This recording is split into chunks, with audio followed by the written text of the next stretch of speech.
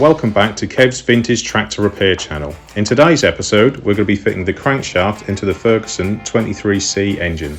This video is brought to you by MUC UK. If you are interested in any of the parts you see today for your own projects, please feel free to get in touch with me via email or Instagram in the description below, and I can supply those for you. Big thanks to MUC UK for sponsoring the video.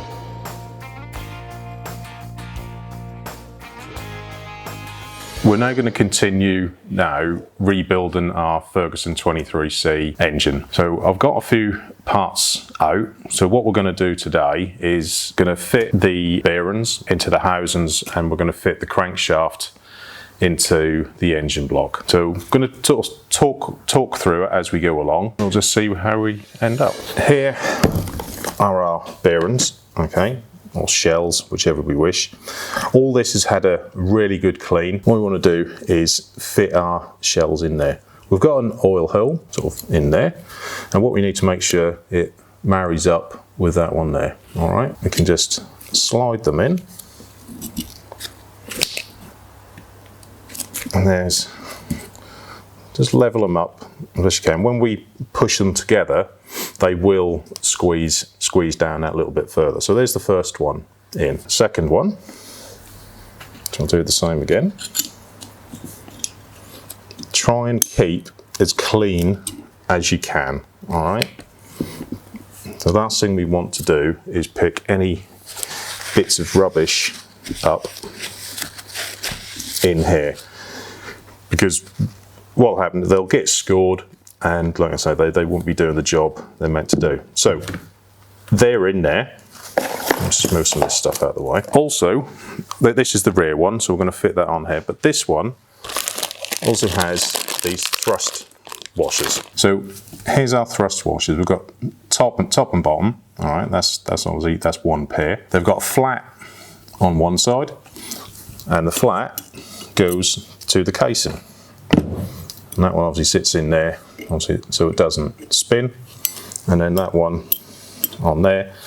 And there's two more which are going to go the other side. Now, when I'm fitting these up, what I like to do to sort of hold them in place, you don't want to put grease in here, because when you clamp together and you try to spin it, they sometimes stick. So I normally get one of these, some really sticky grease, and just put around here, and in the end that'll go on,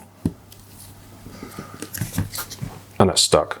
All right, so we'll do the same with this one. Don't put loads on, you don't need to cover it in grease, we just want enough just to hold it all in place. There's that one on there as well. So that's how that one's going to look. This is the outside, okay, towards the clutch side of the engine, which is now going to go into this piece here. Here's our journal where that is going to run on. So, bit of brake cleaner, just give it another quick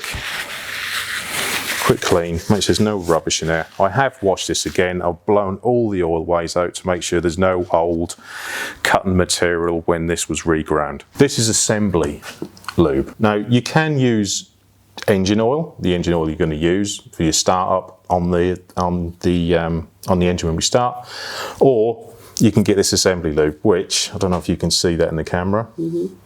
It's really sticky. Now, I've found in the past, if you use engine oil, it is thinner than this, and what it'll want to do is going to want to fall down into the sump.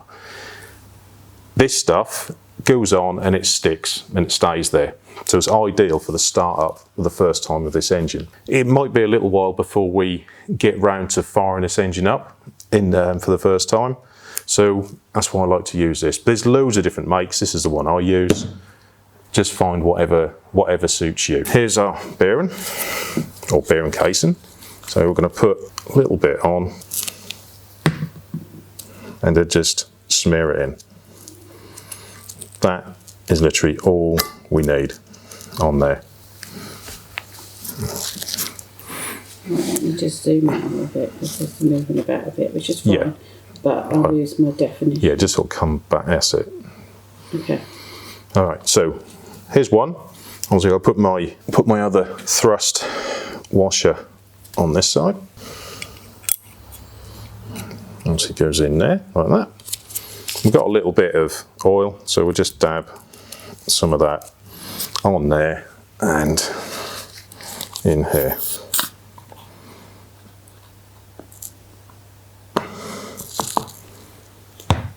So let's give that a bit of a spread around. I'll get this one in first. I'll try and lift it up.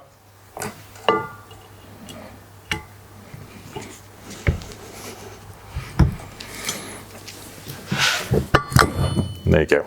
There's one side in. Same again with this one. I will do another how-to video at some point, and that will be regarding measuring journals, using plastic gauge to work out our clearance and things like that. But because we want to build this engine up, I will do a separate video on measuring journal size. These ones will move, but once they're in, they can't go anywhere. Lay that one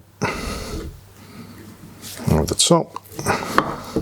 We'll just, there you go, and down that goes. So when we took it apart to split the housings, we had these bolts in there. 5/16, see, fits in there nicely. I've welded a socket on the end of that so it goes on the ratchet, and then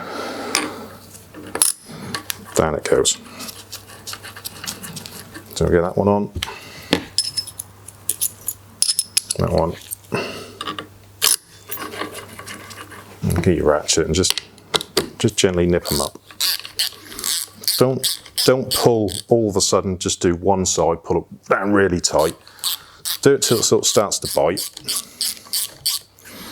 And then just pull the other side down. Do it nice and even. This is an all singing, all dancing torque wrench, but if you've got the ones where you twist and then lock into place, it's fine. I just use this one because I like toys, so hence why I bought this.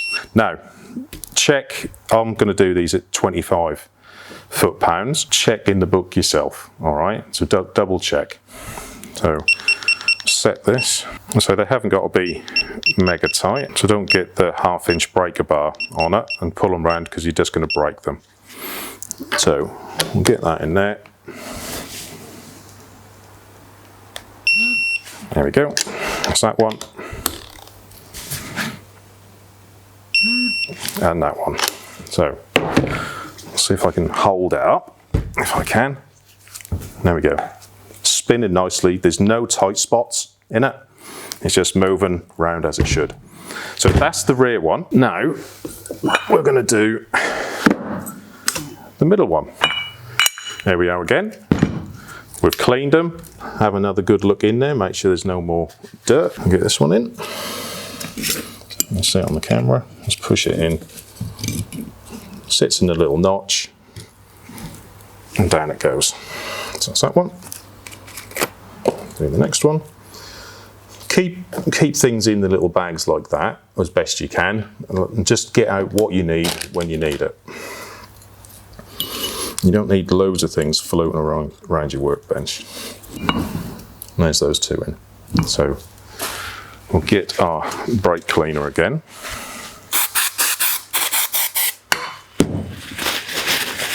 Give it a quick wipe. Give them a quick wipe as well. So you can see there's a little bit of dirt come off here.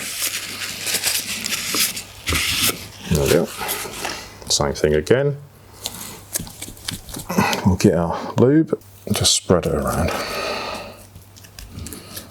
And we'll do the other one. This is sometimes where I get in a bit of a muddle. Sometimes when I'm putting this middle bearing housing on, it's not quite in the centre where this hole is. So that's going to go through there. That's inside, so that bolts in and stops this one from spinning. So we might have to put it in and might have to take it out again. But hopefully I've got it right. Same thing again, just gently lift it up, slide it under, and down it goes. And then we'll get this one, and it goes on top. And so with these, you could put a little bit of oil on there to help them go down as well, if you wish. I have got some proper torquing down paste, but I thought I did have some, but I've ran out. So we'll just nip them up like we did before. It's a bit awkward trying to hold it. Now, That's that one in. So just lift it up again and give it a, so we know, nice and easy. There's no tight spots or anything like that. So we know that's tight, that's tight. It's just about ready to go into our block, but we have a gasket to go on there, which is this one. You can use your sealant, but I generally, on these inside ones, I'll put them in with grease. So, just stand this up. Just a bit of grease. Lay that over.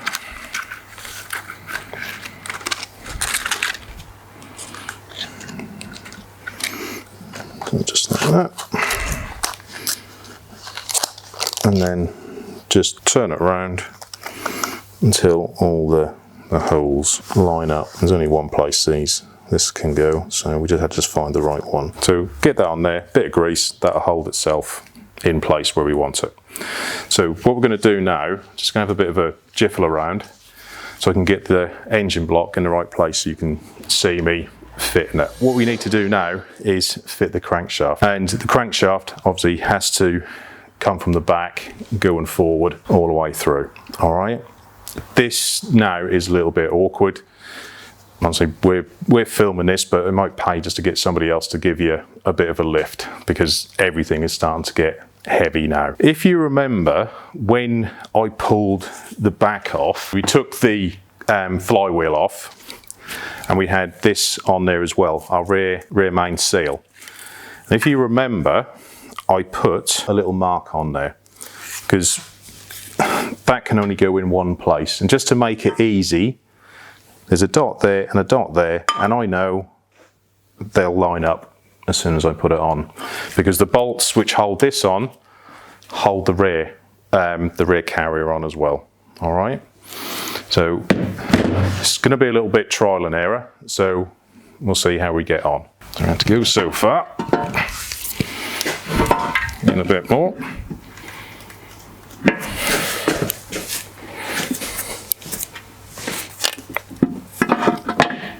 Once you get the middle in, it does get a little bit easier. And all the way through. And then just wiggle it. There. It is awkward, I know, but bear with it. But get two people on it, and that'll make it a lot easier. So, nearly in. So what we're going to do now is just turn that round until where the dots were. And if you remember, I put a little dot on there and one on the block, so I know I can get that into the correct position. So I'm not messing around once I'm trying to put everything else in. So that one I know is lined up with our little dot there and there. We can get couple of the bolts, just put them in, just to sort of hold it in place. So at least we know that one's now not going to turn, and it's where we want it. So give it a little bit of a push. That's in. So now what we need to do is locate our middle one. Takes a little bit of lining up, all right, so a bit of twisting, so that's why we don't want anything tight. So what we need to do is line up the middle one. So we've got our hole down there. I'm just going to try and wiggle it about so we can get it lined up. It does take a little bit of twisting backwards and forwards and a bit of shaking around, but it'll line up in the end. So, and we'll just gently nip that one up. There is a torque setting for this one, but I can't remember what it is off the top of my head, so I'll find that one out. So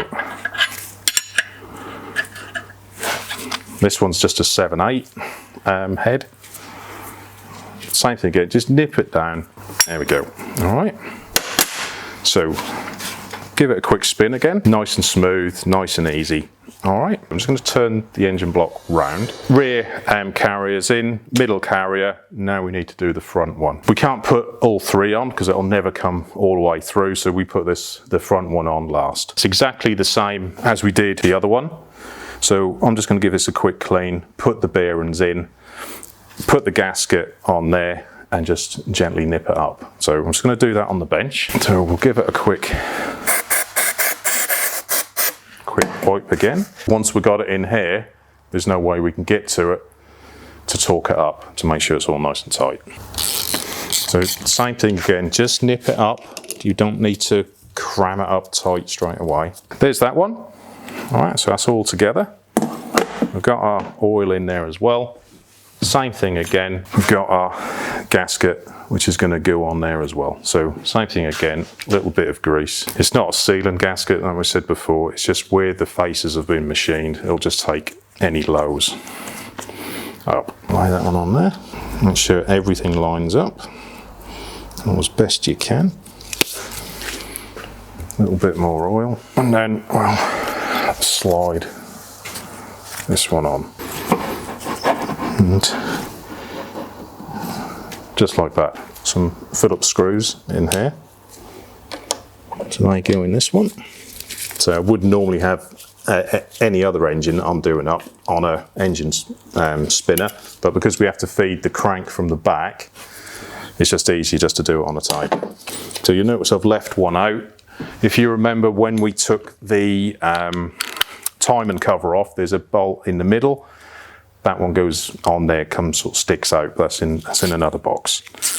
So just a 1/2 inch. They haven't got to be tight, and we'll just give it a spin again. And I can do that with one finger. So it's nice and easy. There's plenty of oil on there, so it's not digging in or scoring anything. Here, I know it's all upside down. This is where the oil pump will fit. So also what's holding this carrier on is the oil pump as well. But when we get a bit further on, we're putting all the timing gear on, we'll fit that as well. It is a bit of a heavy job to do. Oh, and here is where the timing chain tensioner sits. So that's what these bolts are here. All I need to do is fit the new crank seal, rear crank seal into the carrier. Then I can then bolt all the back piece together as well, and that's pretty much the back done, apart from putting the flywheel on. Hope you've enjoyed this little video about putting it all back together again. There's lots of different ways you can do this. This is the way I do it, and like I say, it works for me. It might not work for somebody else, but have a go and see how you get on. So I hope you enjoyed the video, and I'll see you next time.